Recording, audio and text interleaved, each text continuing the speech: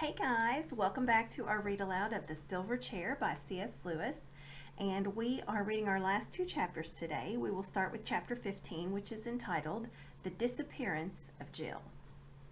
The patch of light did not show up anything down in the darkness where they were standing. The others could only hear, not see, Jill's efforts to get onto the Marshwiggle's back.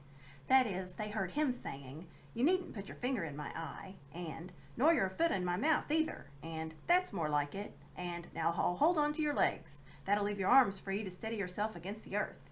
Then they looked up, and soon they saw the black shape of Jill's head against the patch of light. "Well," they all called up anxiously. "It's a hole," called Jill's voice back down. "I could get through it if I was a little bit higher." "What do you see through it?" asked Eustace. "Nothing much yet," said Jill. "I say, Puddleglum, let go of my legs so I can stand on your shoulders instead of sitting on them. I can steady myself all right against the edge." They could hear her moving, and then much more of her came into sight against the grayness of the opening. In fact, all of her down to the waist. "I say," began Jill, but suddenly broke off with a cry. Not a sharp cry. It sounded more as if her mouth had been muffled up or had something pushed into it. After that she found her voice and seemed to be shouting out as loud as she could, but they couldn't hear the words. Two things then happened at the same moment.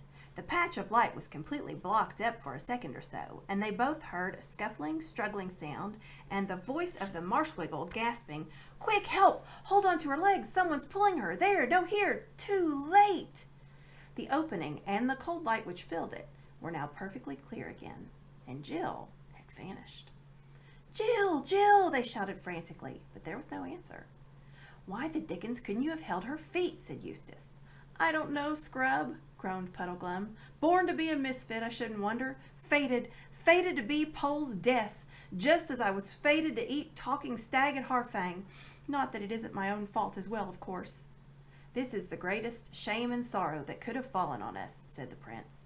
"We have sent a brave lady into the hands of enemies, and stayed behind in safety." "Don't paint it too black, sir," said Puddleglum. "We're not very safe, except for death by starvation, in this hole."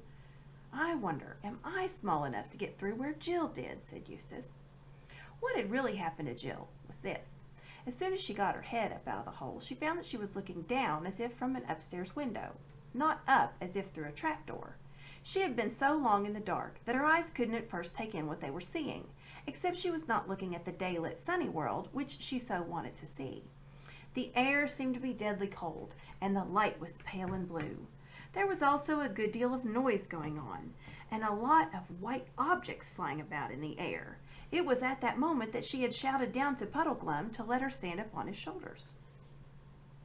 When she had done this, she could see and hear a good deal better. The noises she had been hearing turned out to be of two kinds, the rhythmical thump of several feet and the music of 4 fiddles, 3 flutes, and a drum. She also got her own position clear.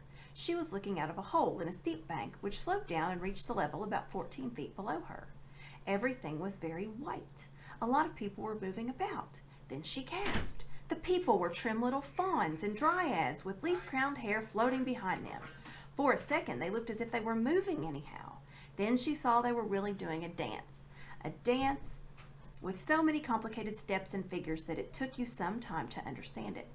Then it came over her like a thunderclap that the pale blue light was really moonlight, and the white stuff on the ground was really snow. And of course, there were the stars staring in a black frosty sky overhead, and the tall black things behind the dancers were trees. They had not only got out into the upper world at last, but had come out in the heart of Narnia. Jill felt she could have fainted with delight, and the music, the wild music, intensely sweet and yet just the least bit eerie too, and full of good magic, as the witch's thrumming had been full of bad magic, made her feel it all the more. All this takes a long time to tell, but of course it took a very short time to see. Jill turned around almost at once to shout down to the others, "I say, it's all right, we're out and we're home." But the reason she never got further than "I say" was this. Circling round and round the dancers was a ring of dwarves, all dressed in their finest clothes, mostly scarlet with fur-lined hoods and golden tassels and big furry top boots. As they circled round, they were diligently throwing snowballs. Those were the white things that Jill had seen flying through the air. They weren't throwing them at the dancers, as silly boys might have been doing in England. They were throwing them through the dance, in such perfect time with the music, and with such perfect aim, that if all the dancers were in exactly the right places, exactly the right moments, no one would be hit. This is called the Great Snow Dance, and it is done every year in Narnia on the first moonlit night when there is snow on the ground. Of course, it is a kind of game as well as a dance, because every now and then some dancer will be the least little bit wrong and get a snowball in the face, and then everyone laughs. But a good team of dancers, dwarfs, and musicians will keep it up for hours without a single hit. On fine nights when the cold and the drum taps and the hooting of the owls and the moonlight have got into their wild woodland blood and made it even wilder, they will dance till daybreak. I wish you could see it for yourselves. What had stopped Jill when she got as far as the say of I say was, of course, simply a fine big snowball that came sailing through the dance from a dwarf on the far side and got her fair and square in the mouth. She didn't in the least mind. 20 snowballs would not have dampened her spirits at that moment, but however happy you are feeling, you can't talk with your mouth full of snow. And when, after considerable sputtering, she could speak again, she quite forgot in her excitement that the others down in the dark below her didn't know the good news. She simply leaned as far out of the hole as she could and yelled to the dancers, "Help! Help! We're buried in the hill! Come and dig us out!" The Narnians, who had not even noticed the little hole in the hillside, were of course very surprised, and looked about in several wrong directions before they found out where the voice was coming from. But when they caught sight of Jill, they all came running towards her, and as many as could scrambled up the bank, and a dozen or more hands were stretched up to help her. And Jill caught a hold of them, and thus got out of the hole, and came slithering down the bank head first, and then picked herself up and said, "Oh, do go and dig the others out. There are 3 others, besides the horse, and one of them is Prince Rillian." She was already in the middle of a crowd when she said this, for besides the dancers, all sorts of people who had been watching the dance and whom she had not seen at first came running up.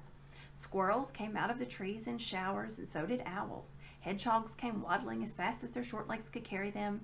Bears and badgers followed at a slower pace, and a great panther twitching its tail in excitement was the last to join the party. As soon as they understood what Jill was saying, they all became active.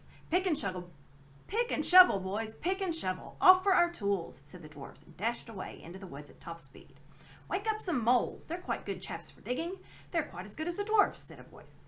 "What was that she said about Prince Rillian?" said another. "Hush," said the panther. "The poor child's crazed, and no wonder after being lost inside that hill. She doesn't know what she's saying." "That's right," said an old bear. "Why, she said Prince Rillian was a horse." "No, she didn't," said a squirrel, very purse. "Yes, she did," said another squirrel, even more pert. "It's quite true. Don't be so silly," said Jill. She spoke like that because her teeth were now chattering with the cold. Immediately one of the dryads flung around her a furry cloak which some dwarf had dropped when he rushed to fetch his mining tools, and an obliging fawn trotted off among the trees to a place where Jill could see fire life in the mouth of a cave to get her a hot drink. But before it came, all the dwarfs reappeared with spades and pickaxes and charged at the hillside. Then Jill heard cries of, "Hi, what are you doing? Put that sword down," and "Now, young'un, none of that," and "He's a vicious one now, isn't he?" And Jill hurried to the spot and didn't know whether to laugh or cry when she saw Eustace's face, very pale and dirty, projecting from the blackness of the hole, and Eustace's right hand brandishing a sword with which he made lunges at anyone who came near him. For of course Eustace had been having a very different time from Jill during the last few minutes. He had heard Jill cry out and seen her disappear into the unknown, and like the prince and Puddleglum, he thought that some enemies had caught her. And from down below he didn't see that the pale bluish light was moonlight. He thought the hole would lead only into some other cave, lit by some ghostly phosphorescence and filled with goodness knows what evil creatures of the underworld. So that when he persuaded Puddleglum to give him a leg up and drawn his sword and poked out his head, he had really been doing a very brave thing. The others would have done it first if they could, but the hole was too small for them to climb through. Eustace was a little bigger and a lot clumsier than Jill, so that when he looked out he bumped his head against the top of the hole and brought a small avalanche of snow down on his face. And so when he did see again and saw dozens of figures coming at him as hard as they could run, it is not surprising that he tried to ward them off. "Stop, Eustace, stop!" cried Jill. "They're all friends, can't you see? We've come up in Narnia and everything's all right." Then Eustace did see, and apologized to the dwarves, and the dwarfs said not to mention it, and dozens of thick, hairy, dwarfish hands helped him out just as they had helped Jill out a few minutes before. Then Jill scrambled up the bank, put her head in at the dark opening, and shouted the good news in to the prisoners. As she turned away, she heard Puddleglum mutter, "Ah, poor Pole, it's been too much for her, this last bit. Turned her head, I shouldn't wonder she's beginning to see things." Jill rejoined Eustace, and they shook one another by both hands and took in great deep breaths of the free midnight air, and a warm cloak was brought for Eustace, and hot drinks for both. When they were sipping it, the dwarfs had already got all the snow and sawed off a large strip of the hillside around their original hole, and pickaxes and spades were now going as merrily as the feet of fauns and dryads had been in the dance only 10 minutes before. Only 10 minutes! Yet it already felt to Jill and Eustace as if all their dangers in the dark and heat and general smotheriness of the earth must have been only a dream. Out here in the cold with the moon and the huge stars overhead, Narnian stars are nearer than our stars in our world, and with kind, merry faces all around them, one couldn't quite believe in Underland. Before they had finished their hot drinks, a dozen or so moles, newly waked and still very sleepy and not well pleased, had arrived. But as soon as they understood what it was all about, they joined in with a will. Even the fawns made themselves useful by carting away the earth in little barrows, and the squirrels danced and leaped to and fro in great excitement, though Jill never found out exactly what they thought they were doing. The bears and owls contented themselves with giving advice, and kept on asking the children if they wouldn't like to come into the cave, that was where Jill had seen the firelight, and get warm and have supper. But the children couldn't bear to go without seeing their friends set free first. No one in our world can work at a job of that sort, as dwarfs and talking moles in Narnia, but then of course moles and dwarves don't look on it as work. They like digging. It was therefore not really long before they had opened a great black chasm in the hillside, and out from that blackness into the moonlight, this would have been rather dreadful if one hadn't known who they were, came first the long-legged, steeple-hatted figure of the Marshwiggle, and then, leading two great horses, Rillian the Prince himself. As Puddleglum appeared, shouts broke out on every side. "Why, it's a Wiggle! Why, it's old Puddleglum from the eastern marshes. Whatever have you been doing, Puddleglum? There have been search parties out for you. The Lord Trumpkin has been putting up notices. There's a reward offered." But all this died away, all in one moment, into dead silence, as quickly as the noise dies away in a rowdy dormitory if the headmaster opens the door. For now they saw the prince. No one doubted for a moment who he was. There were plenty of beasts and dryads and dwarfs and fauns who remembered him from the days before his enchanting. There were some old ones who could just remember how his father, King Caspian, had looked when he was a young man, and saw the likeness. But I think they would have known him anyway. Pale though he was from long imprisonment in the deep lands, dressed in black, dusty, disheveled, and weary, there was something in his true face and air which no one could mistake. That look is in the face of all true kings of Narnia, who rule by the will of Aslan and sit at Cair Paravel on the throne of Peter the High King. Instantly, every head was bared, and every knee was bent. A moment later, such cheering and shouting, such jumps and reels of joy, such handshakings and kissings and embracings of everybody by everybody else broke out that the tears came into Jill's eyes. Their quest had been worth all the pains it had cost. "Please it, your highness," said the oldest of the dwarves, "there is some attempt at a supper in the cave yonder, prepared against the ending of the snow dance." "With a good will, father," said the prince, "for never had any prince, knight, gentleman, or bear so good a stomach to his victuals as we four wanderers have tonight." The whole crowd began to move away through the trees toward the cave. Jill heard Puddleglum saying to those who pressed around him, "No, my story can wait. Nothing worth talking about has happened to me. I want to hear the news. Don't try breaking it to me gently, for I'd rather have it all at once. Has the king been shipwrecked? Any forest fires? No wars on the Calorman border? Or a few dragons, I shouldn't wonder." And all the creatures laughed aloud and said, "Isn't that just like a Marshwiggle?"